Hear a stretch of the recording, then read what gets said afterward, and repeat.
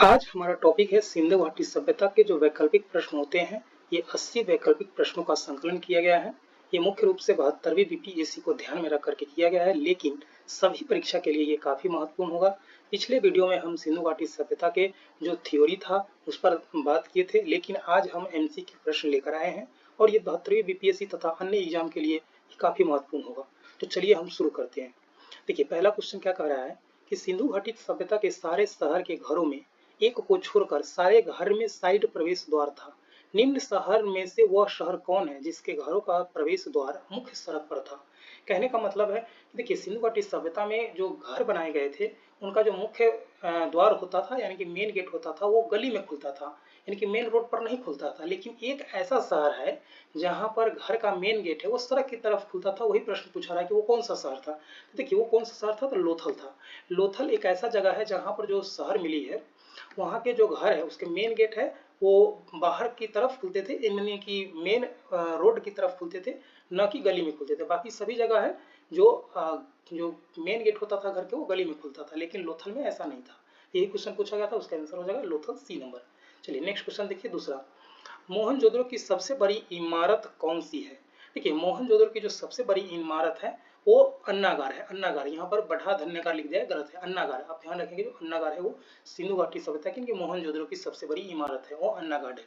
चलिए next question देखिए तीसरा नंबर। इसमें से किस पुरातत्वविद ने सिंधु लिपि के गूढ़ अक्षरों को सफलतापूर्वक स्पष्ट करने का दावा किया है, जबकि अन्य ने इस दावे को स्वीकार नहीं किया है। कहने का मतलब है कि आज तक देखिए सिंधु घाटी सभ्यता के लिपि को पढ़ा नहीं गया है, लेकिन एक इतिहासकार है पुरातत्वविद जिन्होंने पढ़ने का दावा किया है, लेकिन अन्य इतिहासकार उसका समर्थन नहीं किए हैं। तो कौन व्यक्ति है जो आज तक दावा किया है?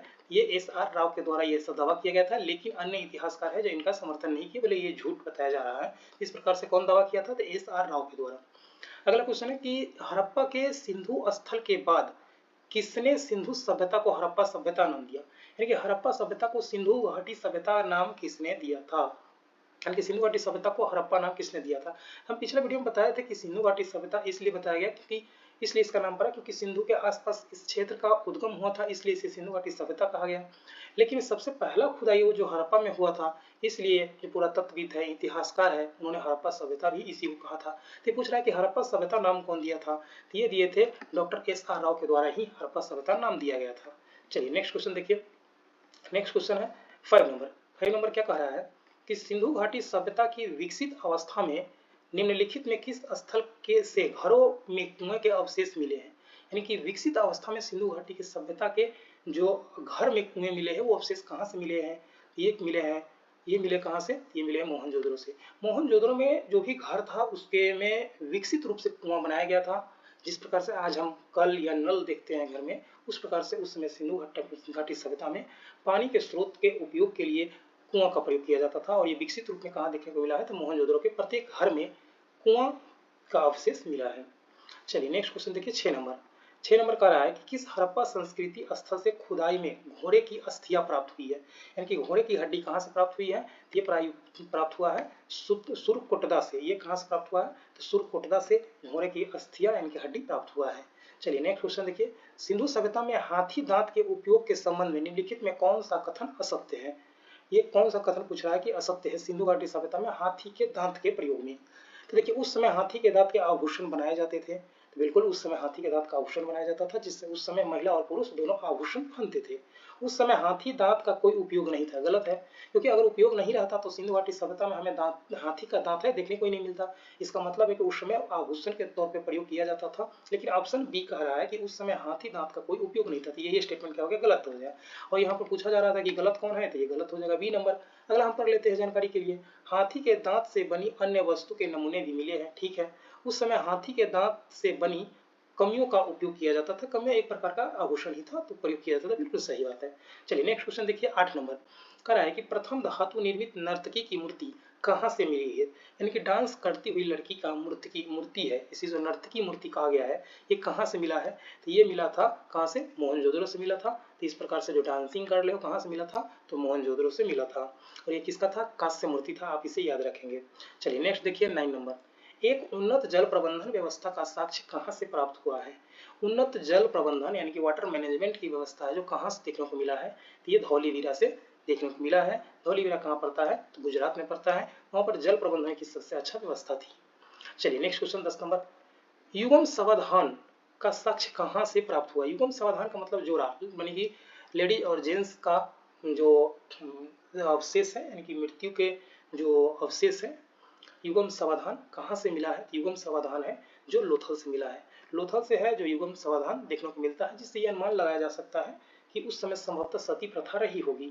सती प्रथा का मतलब है कि जिसके पति अगर निधन कर जाते हैं तो उसी चिता में महिला को जला दिया जाता है, तो ये सती प्रथा संभवतः ऐसा अनुमान लगाया जा सकता है, क्योंकि लेकिन सभी जगह युगल समाधान नहीं मिला है, जिससे इस बात को इतिहासकारों ने खारिज किया है।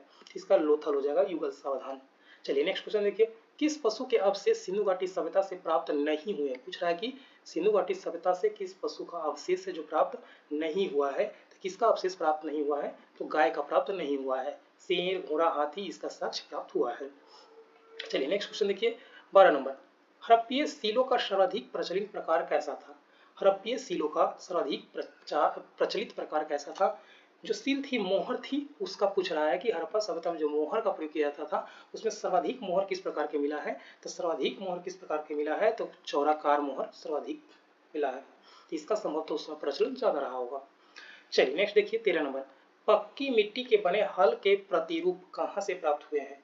जो पक्की मिट्टी का हल है वो कहाँ से प्राप्त हुआ है? ये प्राप्त हुआ है बनावली से। खिलौना के रूप में मिला हुआ है, पक्की मिट्टी है और जैसे मिट्टी के बना करके हल को उसको पका दिया गया है, तो पक्की मिट्टी के हो गए हो और बनावली से मिलता है ये। चलिए नेक्स्ट क्वेश्चन देखिए, नेक्स्ट क्वेश्चन कौन सा है? नेक्स्ट है 14 नंबर, आमरी संस्कृति कहाँ पनपी? देखिए सिंधु घाटी सभ्यता जिस समय अपने उद्गम स्थान पर अपने चरम मतलब विकास के समय थी, उसी समय छोटे छोटे संस्कृति का पनपना हुआ था। उसी में पूछ रहा है कि जो आमरी संस्कृति है उसका विकास कहाँ हुआ था? ये सिंध क्षेत्र में आमरी संस्कृति का विकास हुआ था। हड़प्पा संस्कृति की बहुसंख्यक मोहरे किससे निर्मित थी? तो हड़प्पा संस्कृति के जो मोहरे थी किससे निर्मित थी? तो ये सेलखड़ी से इसका निर्माण किया गया था। और इसका निर्माण किस पत्थर से किया जाता था? तो सेलखड़ी से किया जाता था मोहर का। चलिए नेक्स्ट देखिए 16 नंबर, निम्नलिखित में कौन सा एक हड़प्पीय नगर का सर्वाधिक महत्वपूर्ण लक्ष्य है? हड़प्पीय नगर का सर्वाधिक महत्वपूर्ण लक्ष्य कौन सा है? तो योजनाबद्ध विन्यास। देखिए आप जानते हैं कि सिंधु घाटी सभ्यता है जो अपने नगर नियोजन के लिए जाना जाता है। तो नगर नियोजन किस प्रकार से होगा? जब आप योजनाबद्ध तरीका से नगर को बसाइएगा, जैसे हॉस्पिटल कहाँ रहना चाहिए, बाजार कहाँ रहना चाहिए, खेल का मैदान कहाँ रहना चाहिए, शिक्षा की व्यवस्था एक जगह होनी चाहिए। ऐसा नहीं कि सभी जगह सब चीज़ की व्यवस्था हो गई तो लोग को आवागमन करने में दिक्कत होगा। तो शहर को जब बसाया जाता है तो प्लानिंग करके बसाया जाता है, तो उसी को बोला जाता है कि योजनाबद्ध विन्यास, कि कहाँ पर बाजार होगा, कहाँ पर हॉस्पिटल होगी, कहाँ पर शिक्षा की व्यवस्था होगी, सड़क किस प्रकार से होगी, लोग अपना घर किस प्रकार से बनाएंगे। ऐसा नहीं कि जिधर मन हुआ उधर घर बना लिए, जिधर मन हुआ उधर बाजार हो गई, तो इस प्रकार से होगी तो उसे योजनाबद्ध नहीं कह पाएंगे। इसीलिए जो हड़प्पा सभ्यता है जो पहली नगर नियोजन सभ्यता थी, तो योजनाबद्ध तरीके से इसके घर बनाए गए थे। चलिए नेक्स्ट देखिए 17 नंबर, हड़प्पा सभ्यता में भवन का निर्माण किससे किया गया था? हड़प्पा सभ्यता में भवन का निर्माण किससे किया गया था? तो जले हुए ईंटों से। जले हुए ईंटों से कहने का मतलब कि पकी हुई ईंटों से। हम जिक्र किए थे कि जहां पर पानी आने की यानी बाढ़ आने की संभावना होती थी वहां पर पके हुए ईंट का प्रयोग किया जाता था, लेकिन बाढ़ आने की संभावना जहां नहीं होती थी वहां पर क्या किया जाता था कि कच्चे ईंट का प्रयोग किया जाता था, क्योंकि सिंधु घाटी सभ्यता में दोनों प्रकार के ईंट देखने को मिला है। तो इस प्रकार से इसका कौन सा आंसर हो जाएगा? B number. चलिए नेक्स्ट क्वेश्चन देखिए 18 नंबर, इनमें से कौन से वैदिक देवता पशुपति महादेव की हड़प्पा धार्मिक विधि से विकसित हुए हैं? पूछ रहा है कि कौन से वैदिक देवता है जो पशुपति महादेव के हड़प्पा धार्मिक विधि से विकसित हुई है। यानी कि जिस प्रकार से वैदिक काल में जब आप देखिएगा सिंधु घाटी सभ्यता के बाद वैदिक काल आता है, उसमें महादेव का स्थान ले लिया, वही सिंधु घाटी सभ्यता में किस रूप में विकास हुआ था? तो सिंधु घाटी सभ्यता में उसका विकास किस रूप में हुआ था? इनके रुद्र, देखिए जो रुद्र है ना, ये पहले क्या थे? महादेव थे। इसी को पहले आदि महादेव कहा जाता था, लेकिन बाद में इनका नाम परिवर्तन होकर क्या हो गया? रुद्र हो गया। यानी कि पहले सिंधु घाटी सभ्यता में महादेव थे, पशुपति महादेव थे, उसी का बाद में नाम चेंज होकर क्या हो गया है? रुद्र हो गया है। चलिए नेक्स्ट क्वेश्चन देखिए 19 नंबर क्वेश्चन क्या है? 19 नंबर क्वेश्चन है कि भारत में हाल ही में खोजा गया कौन सा हड़प्पा नगर है? यानी कि भारत में पूछ रहा है कि कौन सा ऐसा हड़प्पा नगर है जो हाल ही में खोजा गया है, यानी कि सबसे नवीनतम है। इसमें सबसे नवीनतम है जो धौलावीरा है, ये 1953 में खोजा गया था। धौलावीरा कहाँ पड़ता है? तो गुजरात में पड़ता है।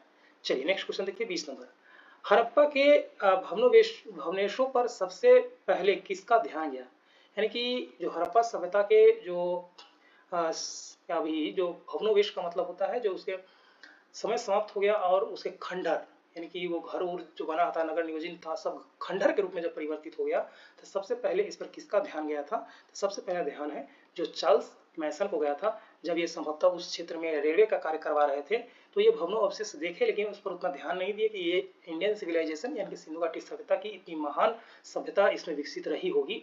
इन्होंने क्या किया था कि वो भवनों अवशेष में जो ईंटा का प्रयोग किया होता, पक्की ईंटों का, वो ईंटा उसमें से खुदवा करके रेलवे के जो लाइन बिछाया जाता है उसके नीचे बिछवा दिया था। तो ये उतना इस पर ध्यान नहीं दिए थे, लेकिन बाद में पता चला कि यार सबसे पहले तो चार्ल्स मैसन के द्वारा ही देखा गया था। चलिए नेक्स्ट देखिए 21 नंबर। पाकिस्तान में सिंधु नदी को किस उर्दू नाम से संबोधित किया जाता है? यानी कि सिंधु नदी को पाकिस्तान में किस उर्दू नाम से जाना जाता है? तो सिंधु को पाकिस्तान में दरिया ए सिंध के नाम से जाना जाता है। चलिए नेक्स्ट 22 नंबर क्वेश्चन है, सिंधु घाटी सभ्यता किस युग की सभ्यता थी? सिंधु घाटी सभ्यता है जो किस युग की सभ्यता है? तो कांस्ययुगीन सभ्यता है। कांस्ययुगीन सभ्यता का मतलब है कि उस समय क्या किया जाता था, जो टीन है, टीन और तांबा को मिला करके कांसा बनाया जाता था और इसीलिए इसे कांस्ययुगीन सभ्यता कहा जाता है। टीन है जो अफगानिस्तान से आयात सिंधु घाटी सभ्यता के द्वारा किया जाता था और जो तांबा है वो राजस्थान के खेतरी से प्राप्त हो जाती थी और दोनों को मिला करके कांस्य बना दिया जाता था। इसीलिए कांस्ययुगीन सभ्यता भी हड़प्पा सभ्यता को कहा जाता है। नेक्स्ट देखिए 23 नंबर। 23 क्या कह रहा है कि सिंधु घाटी की सभ्यता के लोग किसकी पूजा करते थे? तो सिंधु घाटी सभ्यता के लोग किसकी पूजा करते थे? तो ये पशुपति शिव, इसी को आदि शिव भी कहा जाता है, तो ये इनकी पूजा करते थे, पशुपति शिव की पूजा करते थे। चलिए नेक्स्ट देखिए 24। एक ही कब्र से 3 मानव कंकाल निकले हैं। पूछ रहा है कि कौन ऐसा जगह है जहां से एक ही कंकाल से 3 मानव कंकाल मिले हैं? तो देखिए ये कंकाल एक ही स्थान से ये कहाँ देखने को मिला है? तो ऑप्शन देखते हैं और कौन कौन सा ऑप्शन है। हाँ देखिए दमदमा से। दमदमा एक ऐसा जगह है जहां से एक ही स्थान से 3 आदमी को दफनाने का साक्ष्य मिला है। कहाँ से मिला है? ये दमदमा से मिला है। चलिए नेक्स्ट देखिए 25। निम्नलिखित में किस स्थल से हड्डी के उपकरण प्राप्त हुए हैं? यानी कि हड्डी के उपकरण है जो कहाँ से प्राप्त हुए हैं? तो ये महदहा से प्राप्त हुए हैं हड्डी के उपकरण। ये संभवतः सिंधु घाटी सभ्यता के रहे होंगे या उससे पहले के जो पीरियड है, यानी कि जो ऐतिहासिक काल, प्राक ऐतिहासिक काल जो हम जानते हैं उसमें के ये अवशेष रहे होंगे। लेकिन ये हड्डी के उपकरण कहाँ से मिले हैं? तो महदहा से प्राप्त हुआ है। चलिए नेक्स्ट देखिए 26। सिंधु सभ्यता से संबंधित है। सिंधु सभ्यता किससे संबंधित है? तो सिंधु सभ्यता है जो आदि ऐतिहासिक युग से संबंधित है।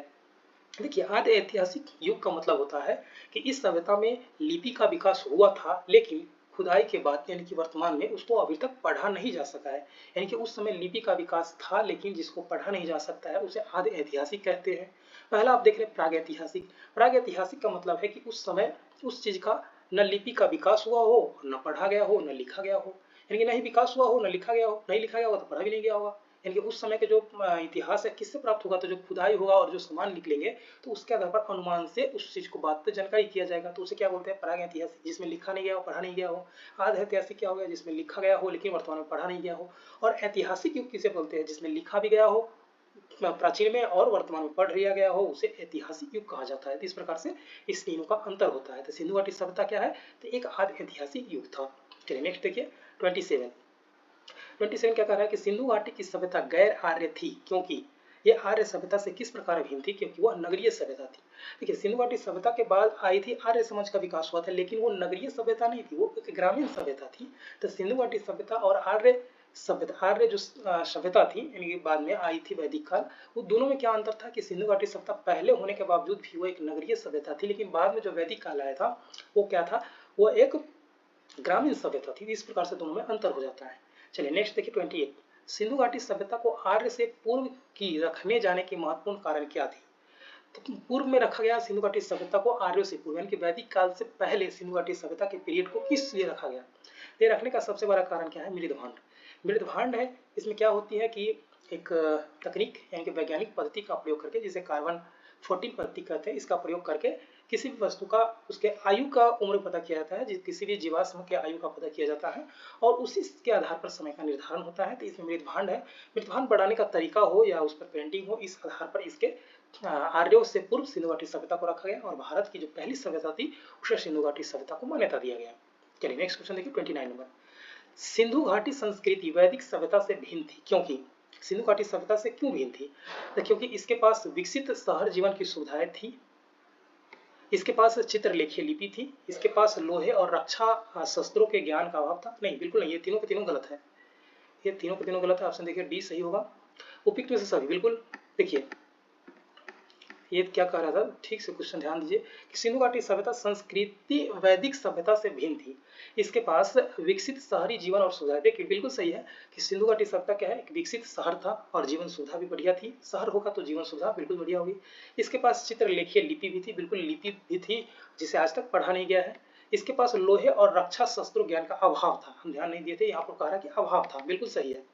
देखिए उस समय तक क्या हुआ था, सिंधु घाटी के समय तक लोहा का खोज नहीं हो पाया था, क्योंकि लोहा का खोज आप जानते हैं कि 900 BC के आसपास में हुआ है, यानी कि जब उत्तर वैदिक काल चल रहा था भारत में, तो उस समय लोहा का विकास हुआ है। तो उस समय क्या था कि सिंधु घाटी सभ्यता के लोग हैं जो लोहा के अभाव से मतलब लोहा से उस समय तक परिचित नहीं थे, या रक्षा का ज्ञान उनको नहीं था, यानी कि वो लोग युद्ध नहीं करते थे, जिसकी वजह से रक्षा शस्त्र का ज्ञान उनके पास नहीं था। तो ये तीनों के तीनों क्या है, सही हो जाएगा, सिंधु घाटी सभ्यता और वैदिक सभ्यता के भिन्नता के बीच में।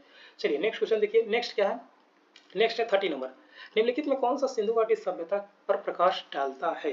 सिंधु घाटी सभ्यता पर प्रकाश कौन सा डालता है, ये पुरातत्व संबंध खुदाई है, वो विशेष रूप से प्रकाश डालता है, क्योंकि सिंधु घाटी सभ्यता संबंधित जो लिखित साक्ष्य वो पढ़ नहीं पाए। अगर लिखित साक्ष्य पढ़ पाते तो हमें और बात से जानकारी हो जाती, लेकिन क्या अभी हम पुरातत्व संबंधी जो खुदाई हुआ है और जो सामग्री मिला है उस पर हम अनुमान लगा के चलते हैं कि ऐसा रहा होगा, ऐसा होता होगा।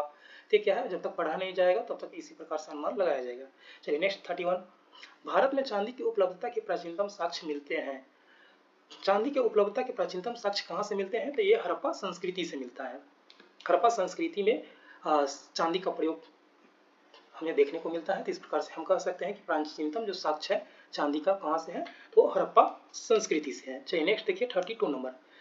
हड़प्पा में मिट्टी के बर्तन पर सामान्यतः किस रंग का उपयोग किया जाता था। जो मृदभांड बनाए जाते थे उस पर कलर करने के लिए किस रंग का प्रयोग किया जाता था, तो लाल रंग का प्रयोग किया जाता था। लाल रंग का प्रयोग है जो मृदभांड को यानी कि मिट्टी के बर्तन को सजाने के लिए प्रयोग किया जाता था। चलिए नेक्स्ट देखिए 33। निम्नलिखित पशुओं में किस एक का हड़प्पा संस्कृति में पाई मोहरों और टेराकोटा कलाकृति में निरूपण नहीं हुआ है। किसका नहीं हुआ है, यानी कि जो मोहर बनाए जाते थे या टेराकोटा, टेराकोटा का मतलब है कि जो खिलौना बनाया जाता था उसमें किस जानवर को नहीं दिखाया गया है, तो इसमें हाथी का टेराकोटा नहीं प्राप्त हुआ है। सॉरी, हाथी का नहीं हो जाएगा, इसमें गाय का टेराकोटा हो जाएगा। इसमें गाय का बिल्कुल नहीं दिखाया गया, हाथी का है जो दिखाया गया है।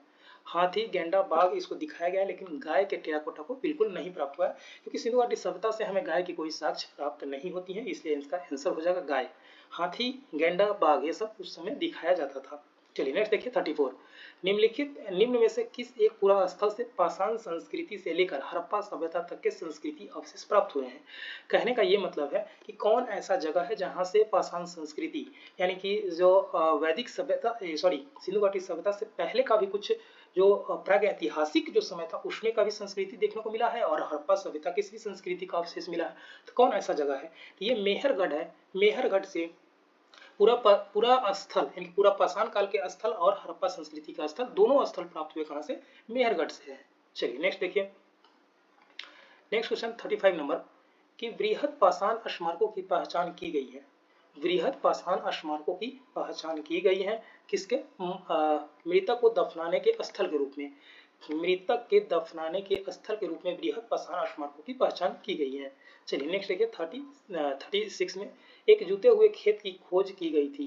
तो जुता हुआ खेत का खोज कहाँ से देखने को मिला है, तो ये कहाँ से मिला है, तो कालीबंगा से जुते हुए खेत का प्रमाण मिला है। कहाँ से, ये कालीबंगा से मिला है। चलिए नेक्स्ट देखिए, नेक्स्ट क्या है कि सैंधव सभ्यता का महान स्नानागार कहाँ से प्राप्त हुआ है। जो स्नानागार है सिंधु घाटी सभ्यता में कहाँ से प्राप्त हुआ है, तो ये मोहनजोदड़ो से प्राप्त हुआ है। ये कहाँ से प्राप्त हुआ है, तो मोहनजोदड़ो से प्राप्त हुआ है। चलिए नेक्स्ट 38। सिंधु सभ्यता के बारे में निम्न में कौन सा असत्य कथन है, यानी कि कह रहा है कि कौन सा गलत कथन है। नगर में नालियों की सुदृढ़ व्यवस्था थी, बिल्कुल सही है। व्यापार और वाणिज्य उन्नत दशा में था, बिल्कुल सही है, ये विदेशी व्यापार भी करते थे ये लोग। मातृ देवी की उपासना की जाती थी। लोग लोहे से परिचित थे, गलत है। हम जिक्र अभी कर रहे थे कि लोहा की जानकारी भारत में 900 BC के आसपास में हुआ है और उस समय उत्तर वैदिक काल चल रहा था। तो सिंधु घाटी सभ्यता में क्या हुआ, उन लोगों को लोहा से परिचित वो लोग नहीं थे। चलिए नेक्स्ट क्वेश्चन देखिए, निम्न में किसका सुमेलित नहीं है, सुमेल है नहीं है, पूछ रहा है किसका सुमेल गलत है या नहीं है। देखिए आलमगीरपुर है कहाँ, उत्तर प्रदेश में। आप जानते हैं कि सिंधु घाटी सभ्यता के जो सबसे पूर्वी स्थल है वो आलमगीरपुर है और ये उत्तर प्रदेश में पड़ता था।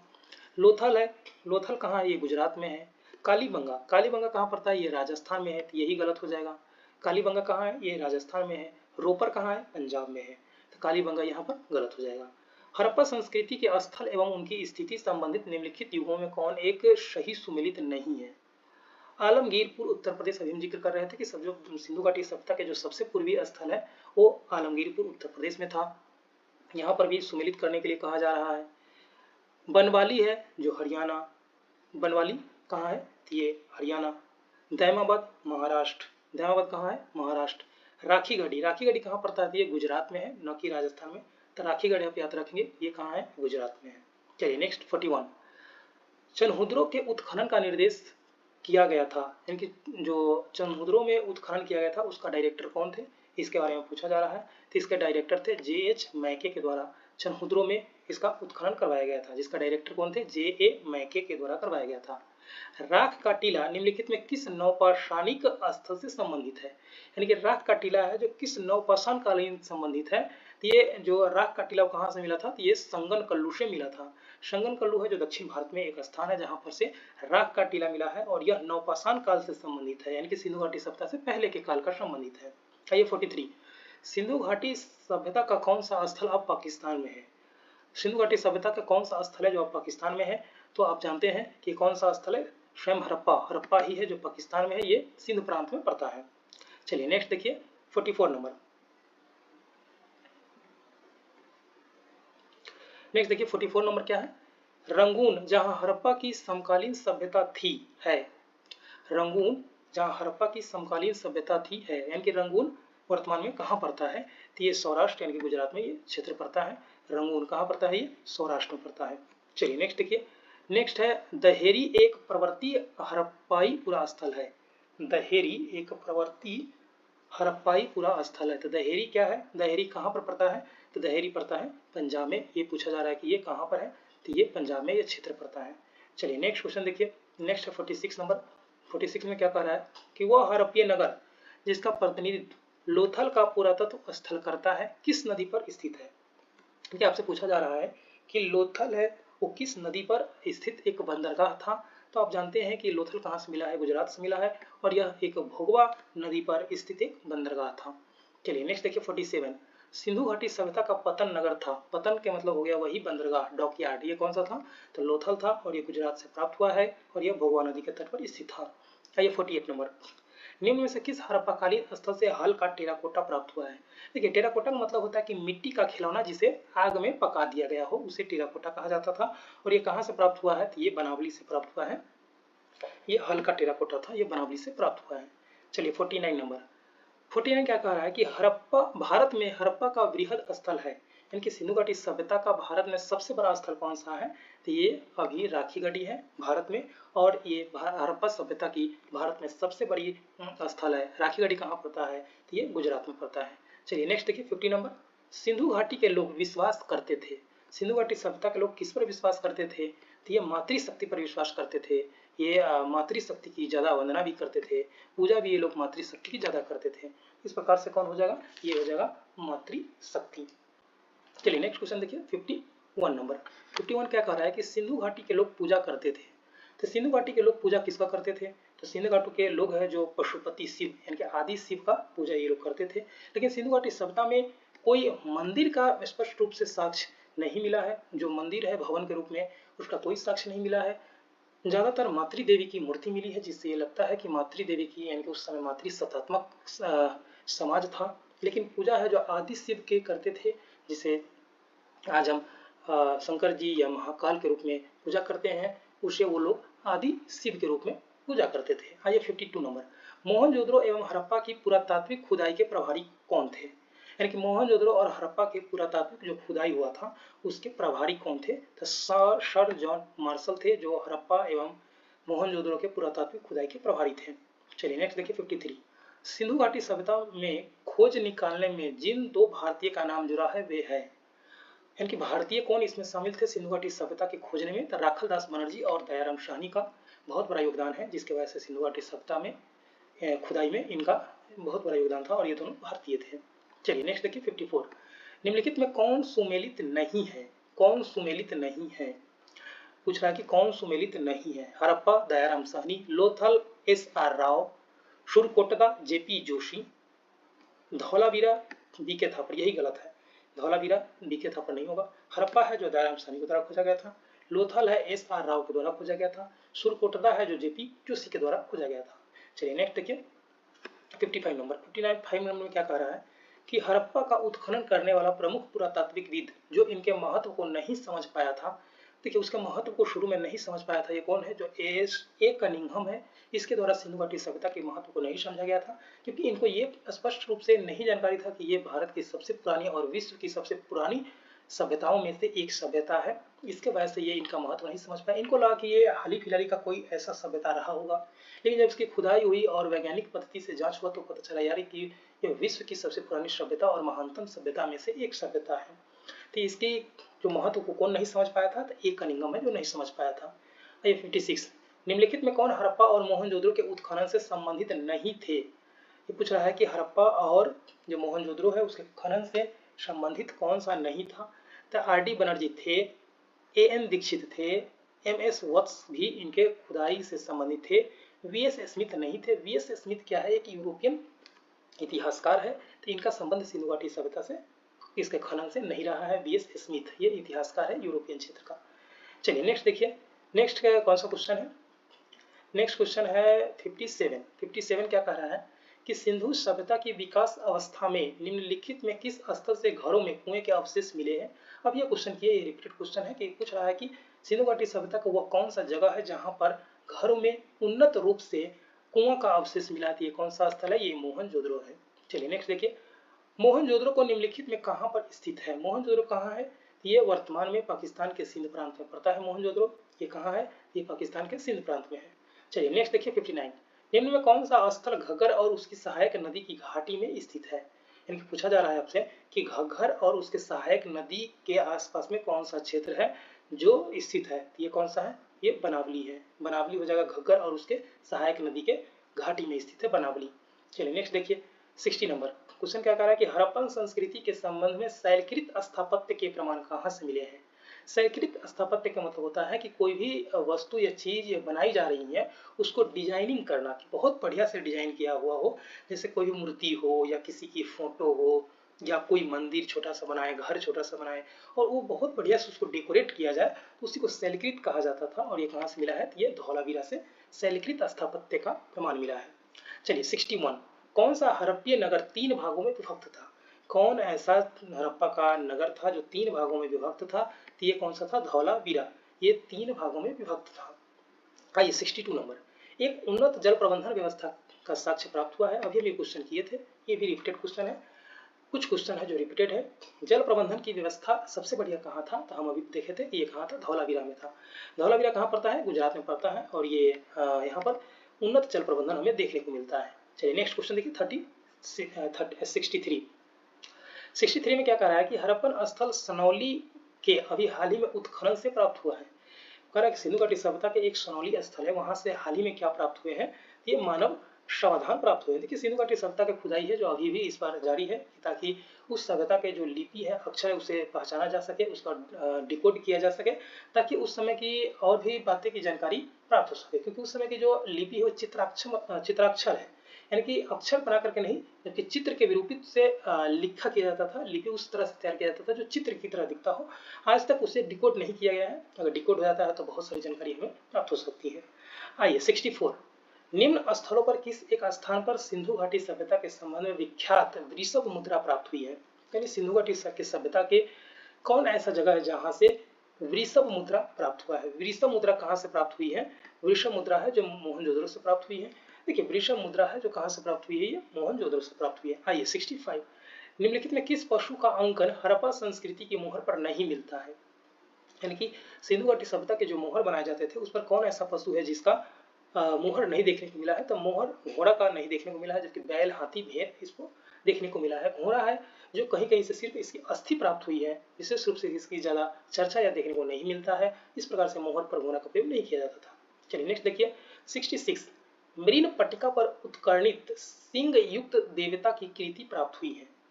मृण पट्टिका पर उत्कीर्ण सिंह युक्त देवता की प्रकृति कृति है, यानी कि उसकी मूर्ति कहाँ से प्राप्त हुई है, तो ये प्राप्त कहाँ से हुआ है, कालीबंगा से प्राप्त हुआ है। ये क्या कह रहा है कि मृण पट्टिका पर उत्कर्ण संयुक्त सिंह युक्त देवता, यानी कि ऐसा देवता जिसमें सिंह हो, ये कहाँ से हमें देखने को मिला है, तो कालीबंगा से। उस प्रकार उस समय क्या है कि भगवान को भी सिंह दिखाया गया था, तो कहाँ से मिला, कालीबंगा से मिला है। आइए 67, निम्न में से किस स्थल से हड्डी के उपकरण प्राप्त हुए हैं। तो हम अभी इस क्वेश्चन को देखे हुए थे, क्वेश्चन ये हड्डी के उपकरण कहाँ से प्राप्त हुए हैं, तो ये कौन सा ऑप्शन है, ये देखते हैं। ये ऑप्शन कौन सा है, ये हो जाएगा महदहा। देखिए महदहा से हमें हड्डी का भी अवशेष देखने को मिला है। आइए 68 नंबर, हड्डी से निर्मित आभूषण भारत में मध्य पाषाण काल के संदर्भ में कहां से प्राप्त हुए हैं। तो हड्डी से जो निर्मित आभूषण थे, यानी कि जो शरीर में पहनने के लिए जो आभूषण प्रयोग किया जाता था, वो मध्य पाषाण काल के संदर्भ में कहां से हमें देखने को मिलता है, कहां से प्राप्त होता है, तो ये महदहा से ही देखने को मिला है। एक ही कव में 3 मानव कंकाल निकले हैं। अभी हम इस क्वेश्चन का फिर से देखे हुए थे, रिपीटेड क्वेश्चन है ये।